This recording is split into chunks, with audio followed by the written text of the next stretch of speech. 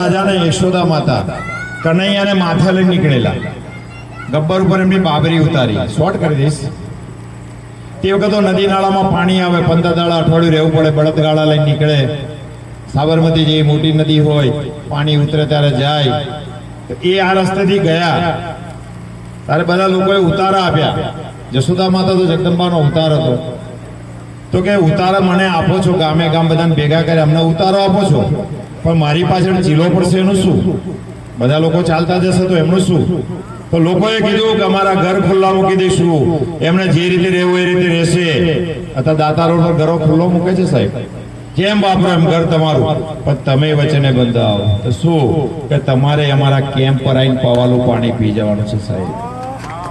અને મારે કીધું કે હું કોઈ પણ સ્વરૂપમાં તમારા કેમ્પમાં, તમારા સંઘમાં પવાલું પાણી પી જઈશ. જો એ પીવા આવતી હોય ને સાહેબ તો જ આ ચલાય, બાકી તમારો કેમ્પ ના ચલાય ને મારાથી બી ના ચલાય. અને એવી સેવા કરજો કે કોક નસીબદાર એવો સુરવીર પાકી જાય, એના હાથમાં કદાચ માં જળ પી જાય. કોઈને ખાધા તમારા હાથનું કંઈક પી જાય તો તમારા બેડો પાર થઈ જશે. 84 કોષ 84 લાખ અવતાર મટી જશે. એટલે એવી સેવા કરજો. અને બકુલભાઈને તમે એવો મોર બનાવજો, ના પીછા રેડિયામણા કરજો કે આ જગ્યા એવી વિશાળ આપી છે. મા પાસે મેં બહુ અરજીઓ કરી છે કે માં આટલી સેવા કરે છે અને ખાડામાં નાખીને કોઈ ગંદકીમાં હટાવી લીધા નહીં. ત્યાં તો બરાબર નથી જ મજા. એટલી સરસ રડિયામની જગ્યા, પવિત્ર જગ્યા મળી છે, રોડ ઉપર મળી છે, વિશાળ છે. એ માએ જ કર્યું છે, આપણે તો શું કરવાના છે. એટલે એવી સેવા એક જ ધ્યાન રાખજો. કદાચ બકુલભાઈ તો ઘેર છે, અહીંયા આવીને ઊભી થઈ ગઈ છે, એલા પાણી લાવો, લો પાણી પીવો. બકુલભાઈ તો ઘેર છે, ખબર બી નહીં પડે. મારા સંઘમાં 2003માં આ દાદાજીના ઉંમર લાયક માણસ 75-80 વર્ષની ઉંમરના આવેલા સાહેબ. ખિસ્સું કપાયું તે વખત 11 રૂપિયા બસનું ભાડું હતું. હકીકત વસ્તુ છે. અને મા પાસે બેહી રહ્યો બહાર. એ વખત નીચેથી જવાનું અંબાજીમાં હતું.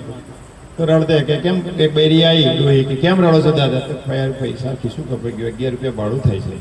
મુઠ્ઠી વાળીને આપ્યા, કંકુ વાળી નોટ 11 રૂપિયા પૂરા. અને કે આવતા આવતા પૂનમે હાલી જજે.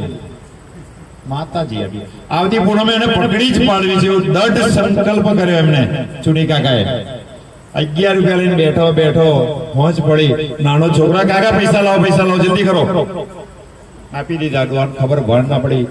પૂજારીને કીધું પેલા ભટજીને, તો કે બટુક વેરો લઈ ગયા, તારથી ના પકડાય. બોલો અંબે. એટલે આવતી જ હોય, આવતી જ હોય, આવતી જ હોય. 100% સાહેબ મારો તો અનુભવ છે, મારો અનુભવ છે. પણ તમને ઓળખાય નહીં. ખવડાવો, પૈસા કોઈ નહીં આપતા. ભીખ માંગવાવાળા કોઈ એમ કે મારે ખિસ્સું કોઈ પૈસા આપતા જ નહીં, મહેરબાની કરીને ખાઈ લે ભાઈ. જેટલું ખાવો ને લઈ બીજા ખાવાનું. જળ આપજો, પાણી આપજો, ચા આપજો. થાકી જાય તો એના પગ દબાવજો.